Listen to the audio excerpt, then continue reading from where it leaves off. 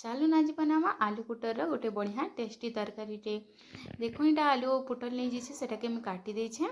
आलू गोटे छोट छोट साइड को बहुत छोट छोट कोइछा मुई तार में जल्दी टिके सिझी जीवा बोल कर छोट छोट कोइ देछे।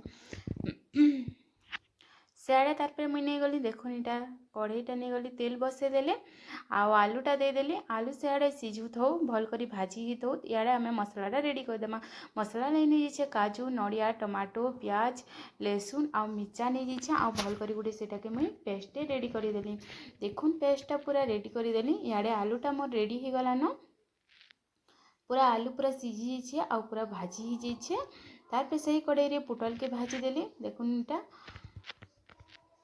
ये हिसाब थे आपण मैंने भी ट्राए करूँ बहुत भल लग्सी बहुत टेस्टी लग्सी।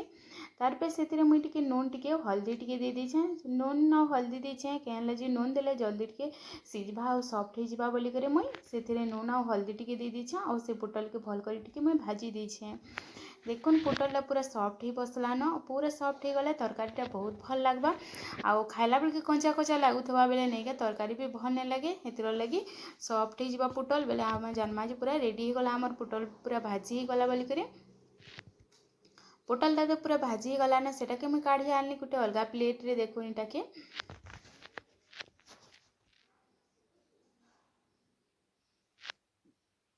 सबू के हिसाब से काढ़ी देछे। तारपे ये कढ़ई रे ही तेलटा जेहेतु रही जाइए बेले ये कढ़ई रे आमे तरकारीटा बनईदेमा। देखुन तेल एक्चुअली मैं भाजी थी बोलिक एंता कला कला दिशे।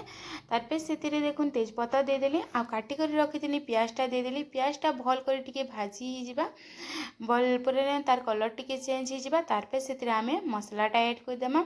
देखुन तार में पियाजटा भाजी गला पर मुझे फिर मसला मैंने से दे दीछे गुण मसला मैंने हल्दी मसला जीरा पाउडर आउ टिके सब्जी मसला दे दीछे आ सेटा के भल कर टिके भाजी दीछे। तारपे मसलाटा भाजी गला पर मुझे से देखो यहाँ टिके देदेली मुझा मिर्चा गुण टिके दे दीछे जस्ट कलर आसवा बोलिक तारपे जेन बाटी कर रखीदेली पेस्टा भी देदेली। आमे जेहेतु सी सबू जिनिस के कंचा हिसाब से बाटीछू नहीं के काजू टमाटो प्याज सबू के आमे कंचा हिसाब से बाटीछू पेस्ट बनईछू हेतिर लगे आमे इटा के तार कंचा बासना जीवा जे टिके भाजमा तार कंचा फ्लेवरटा पलाला बेले जानमा कि जे मसलाटा पूरा रेडी ही गला बोलिक देखो इटा पूरा भाजी ही गला। तारपे आलू और पुटल के जेन भाजी कर रखी सेटा के देदेली और मसलाटा टिके मिसेदेली 2 मिनिट लगी सेटा के कषिदेली मसला संगे। तारपे स्वाद हिसाब से नून देदेली आउ से टिके भल कर भाजी ही गला पर मसला साए कषि गला पर से मुई पानी ऐड कर दीछे। आपण हिसाब से आपण ग्रेवी रखबे केते पानी ऐड करबे जे से हिसाब से नहीं के जेतकी ग्रेवी रखबे से हिसाब से पानीटा ऐड कर देबे। आ तरकारीटा जेतकी ग्रेवी रखबे सेतकी ही भल लागसी बहुत सेतकी ही टेस्टी लागसी। आटा के आम पानी लगे फुटेदेमा फुटीगला पूरा ग्रेवी हो। देखुन यहाँ अधा तो पूरा अटिगलान यहाँ के आम नहीं क्या टिके बेर फुटे कर फिर तार फ्लेम के ऑफ करदेमा बेले यहाँ पूरा ग्रेवी हो जासी आ बहुत बढ़िया दिसी बहुत भल दिसी भी आउ तार मैंने खाबार के बहुत टेस्टी भी लागसी। आपण मैंने थे यहाँ के ट्राए करूँ बहुत भल लगवा यही हिसाब से पुटल तरकारी के थे ट्राए करूँ बहुत भल लागसी। देखुन रहेली।